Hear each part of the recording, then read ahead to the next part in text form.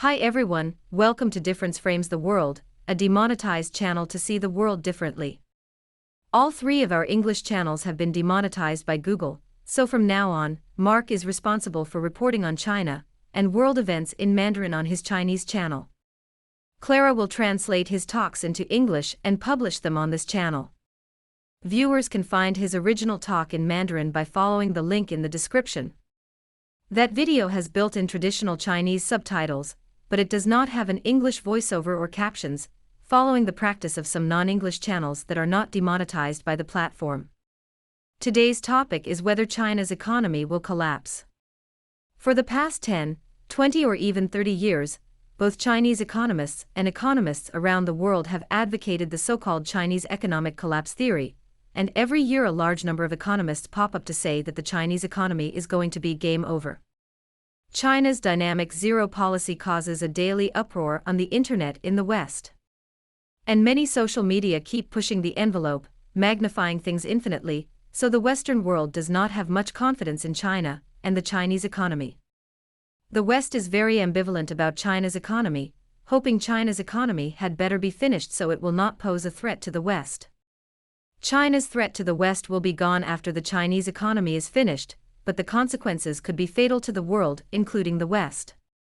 For the past 20 years, China has been the world's economic growth engine, and is the largest one. In the past, we said that two engines dragged the world economy, one was American consumption, and the other was Chinese production. But the real driving force for the world economy is the Chinese economy. Without products and services, there is no way for the world to move forward. The US plays a pulling role in investment. It is a large market in its own right, and at the same time, it injects liquidity into the world and promotes economic growth. The US has a unique role in finance. Likewise, there is no substitute for China's supply chain and manufacturing, and the world cannot do without products and services from China. Vietnam, India, and many other countries have no way to replace China's position as of today. So the Western world has conflicting expectations of China's economy. It wants it to be good, but it also wants it not to be too good. Since 2021, the actual situation in China is not very good. The real estate industry in China has a big problem, especially for real estate companies like Evergrande, among others, which have seen their liquidity dry up. The high debt ratio, fast turnover model has been dramatically challenged by China's crackdown on real estate in the past few years and is unsustainable. De-inventorying is also a big problem. At the same time, some real estate companies have problems delivering their houses, and Evergrande is one of them. Many homeowners have taken the initiative to cut off their mortgage payments and not repay the bank. They say the house may not be available even if they pay money to the bank. For the sake of a house in the air, which may not be obtainable for a lifetime, one cannot keep paying money to the bank, bear a debt in hundreds of thousands, millions, or even tens of millions. Many homeowners start to cut off their mortgage payments, allowing the bank to take back the house that they can't see the shadow of. The undelivered house is a mirage, so the bank can do whatever it likes. From a legal perspective, it is risky for owners to cut off their mortgage payments. Once the real estate company delivers the property, the original owner will no longer be entitled to it. The credit of such owners is destroyed, and the door to bank loans is closed forever. After the owners cut off their mortgage payments, the banks, as debtors, will auction all the valuable things of these owners to pay back the banks. China currently does not have a perfect personal bankruptcy law. The so-called bankruptcy protection in China is still unrealistic. As an outsider, we cannot say that these owners have to continue to make mortgage payments, continue to pay for a house they may never receive, at the cost of their entire life savings, even several generations' deposits, from the hands of their grandpas, grandmas, dads and moms, borrowed or inherited, to fill a bottomless pit. It is a tough decision to make. Not only is it a personal headache, but the country is also very concerned about this matter. So the loosening of the housing sector has begun again. We often say that real estate is a portable urinal. It will be a magic bullet when the economy is terrible. After the economy improves, it will be oppressed again. Now it seems that the housing sector is becoming a hero again, That is to say, China has started encouraging people to purchase properties. The country has even started prompting farmers to go to the cities to buy houses to save those real estate companies. Whether it will be successful or not, we have no idea at present. But it is a fact that farmers have saved the Chinese economy many times in the past years. Millions of home appliances, computers, cars and other fancy stuff went to the countryside, saving China's economy from shrinking exports multiple times during economic crises. Hundreds of millions of Chinese farmers are the backbone of the Chinese economy, and this time, can hundreds of millions of Chinese farmers, who have just solved the problem of food and clothing, revitalize the trillions or tens of trillions of non-performing assets of real estate companies? It remains to be seen, and we do not make predictions here. Anyway, we are not fortune tellers. The Chinese people are indeed facing a lot of problems at the moment. The other day, a celery seller sold 5 pounds of celery, with a sales amount equivalent to $3, and he was fined almost $10,000 for the celery not meeting quality standards. It illustrates that the business environment in China is unfavorable for vendors and small enterprises. A small group of scums in China's local governments squeeze the small and micro enterprises, a malpractice that has not changed in the past hundreds or thousands of years. China still has many things to do in this regard. But today, we will not talk about those insignificant things. We will talk about a big issue. How is China at present? Will its economy be able to stabilize and continue to move forward? In general, there are no substantial problems with the Chinese economy. If we regard today's China as a patient, it has no notable problems, like paralysis, heart disease, cancer, or AIDS, but there are some skin diseases, colds, and fevers. These minor diseases are not fatal. Let's talk about the bigger question: is China's economy still stable? Can China's economy still act as the locomotive of the world's economic development and continue to lead China's and the world's economy forward? During this period, China's economic data for the first half of 2022, the economic indicators from January to July, are slowly being released. As the largest trading partner of more than 120 countries and regions worldwide, and the second largest trading partner of dozens of other countries, China's economic importance needs no further emphasis. So what will be China's next move, and how will it impact the world? The epidemic has caused the world's economic development to stagnate. If China's economy also fails, the world will be in a worse situation. Since the last decade or so, especially since 2012, and even going back to 2008, after the Beijing Olympics, China's economy has started to grow steadily. Between 2012 and 2022, 11 international hub ports along China's coast have seen their traffic volume increase by 50% to 60%, binding China to the world. Everyone has been talking about the Belt and Road Initiative in recent years, which is relevant to China's economic development and even the growth of its military power. China could not have advanced the Belt and Road Initiative program if it had not possessed military and economic strength. For the moment, there will be a significant change in China, a big change that has not been seen in 100 years, according to the official Chinese propaganda. One of the most significant variables to consider is the epidemic. However, even without the epidemic, the US should be on the verge of an economic crisis in 2020, 2021, and 2022. Although there are still some problems, China's economic development is still the best among all countries in the world in a horizontal comparison.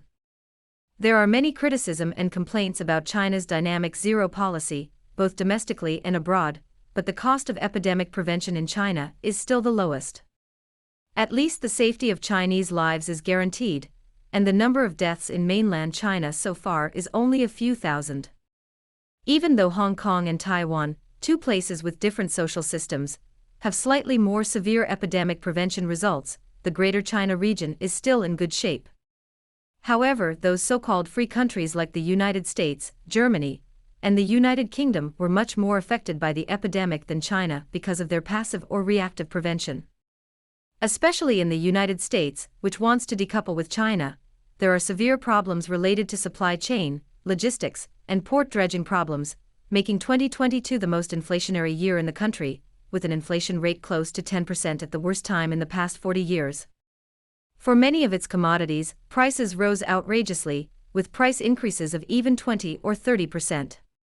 It is a terrifying figure which significantly impacts ordinary people. If we take out all these price-related factors and consider the additional currency that the US was forced to print, we can say that the economic growth of the US should be negative. To compete with China and to make numbers look more beautiful, the US has been printing money desperately, so the US is still the world leader in terms of dollar-denominated GDP. But the US GDP is like an overinflated balloon, and if we take away the additional money, the economic figures are hideous. For now, the United States is in a challenging situation. Politically and militarily, it wants to contain China's development, but economically, it has to seek help from China. China has thrown off its US bonds so much in the past few months that the US Treasury chief can't sleep at night. In this situation, the United States and China will have big trouble. In other words, there will be political and military tensions, and on the economic front, mainland China will not offer the United States the same help as it did in 2008. That is another reason the US wanted to play the Taiwan card so desperately. It wanted to get something from China mainland, using Taiwan as collateral. Unfortunately for the United States, China says no. And with the quick rise of China's strength, the US cannot force China to say yes this time. Given the current situation, China still has a lot of problems. But China's problems are not as severe as those of other countries. And the Chinese government is also starting to solve some of the problems. For example, China's infrastructure may be starting to take off. The unbundling of China's real estate is already underway. A couple of days ago, an expert said that Chinese banks should reduce the down payment to 20% and extend the length of the mortgage maturity to 40 years. If the current working class, on average, starts buying a house at 35, they will be 75 years old after 40 years and retire, but the mortgage may not be paid off by then. That expert encourages 3 generations, the grandfather, son and grandson, to foot the bill for the Chinese housing bubble. It is a problem that exists in all countries worldwide. The bursting of the real estate bubble has a significant impact on the economy. Japan and Hong Kong have suffered in this regard, so it is also complicated for China to deal with the real estate bubble. Solving the real estate bubble requires excellent wisdom. China has chosen to solidify the bubble, not letting it go up or down abruptly and slowly waiting for the currency to depreciate. When the nominal income increases in a few years, people will no longer feel that housing prices are exorbitant. Such a strategy hurt those greedy real estate companies, like Evergrande, who did not understand that the country had been playing a big game but still foolishly rushed forward. We said before that China would make these companies pay for their stupidity, and would not just step in to save them. Evergrande is an excellent example, and its owner is in big trouble. Despite all the problems it faces, China has made substantial progress. It's been nearly 3 years since the outbreak in early 2020, and China's economy has grown enormously. China's share of global merchandise exports increased from 13% in 2019 to 15% by the end of 2021. China's economy is a ballast for the big ship of the global economy. Although in recent times, for various reasons, the price of goods out of China is not as low as it used to be, China's strong production and exports still play a significant role in keeping Western countries, like the United States, the United Kingdom, France and Germany, on track. In a video last September, we said that Chinese manufacturers would be unwilling to sell cheap goods to the West in the future. Our statement at that time proved to be correct. Chinese things are not cheap anymore, but the world still can't find a supplier as large as China. In 2019, China already accounted for 38% of the global trade in electronics. By 2021, although it has been constantly suppressed by the US, on top of the original 38%, it saw another increase to 42%. China's traditional export of textiles grew from 32% in 2019 to 34% by the end of 2021. So China's economic development has been one of the most considerable forces driving the world economy for 20 years, starting from 2002. According to current projections, by 2035, China's economic share in the global economy will multiply to another level. By 2050, China's economy may account for 34% of the world's total. That is, China has 1/5 of the population and occupies a little more than 1/3 of the total global economy. That's the equivalent of the combined British Empire and its colonies before World War II, about the same as the US economy's share of the global economy in the 1950s and 1960s. By that time, China will be a real superpower in the world. By then, the People's Republic of China will celebrate its 100th birthday, and it should have substantially and generally surpassed the United States militarily. In a couple of days, we'll talk about the US military. The United States has constantly been cornering China now, not wanting China to become the world leader in peace. In the next 5 to 10 years, China must survive this period to withstand the US political, economic, technological, and military encirclement. As far as China and the Chinese nation are concerned, the next 5 or 10 years are very crucial to whether China can return to the center of the world stage, regain its glory, become the #1 global power, and turn it into the central kingdom of the world as its name suggests. We ordinary people and freelance social media must understand the country's difficulties. We must be patient when the country is not as aggressive and ferocious as we expect. A big country like China is not easy, and it has to keep its strategic perseverance, not counting the gains and losses in the short run. For example, on the Taiwan issue, China is not impulsive. It did not shoot down Nancy Pelosi's plane, and did not stop the American warships from crossing the Taiwan Strait. All of these reflect that China's statesmen are not short-sighted, unlike some American politicians. Taiwan is a card and China does not play it at Washington's pace. You play yours and I'll play mine, is a typical Chinese method of solving problems. Chinese leaders are not wrestlers. The Americans now realize China has dumped Taiwan. They should know why Trump was exceptionally angry with Crazy Nancy, cursing her for helping Beijing actualize the Chinese dream of reunification. If Pelosi's plane had been shot down at the time, China would not have been able to take such an upper hand. So a few hours before Pelosi's plane landed in Taiwan, we posted a video saying China would never pull that old lady down from the sky. We should have been one of the few to make such an assertion that night. We should create less trouble for the country, not let out negative voices, and give the country plenty of time and space to solve the problem, not disrupting the country's pace. We are already helping our country and nation if we all do this. We should not be naysayers and interfere with the general policy and steps of the country. We cannot allow the so-called public opinion on the internet, cyber violence, and narrow and radical thinking to coerce the country to do something it should not do. If we can do this, we will have done our part as a member of the Chinese nation. Whether in China's mainland, Taiwan, Hong Kong, Macau, or overseas, we have done our part. Here is the takeaway.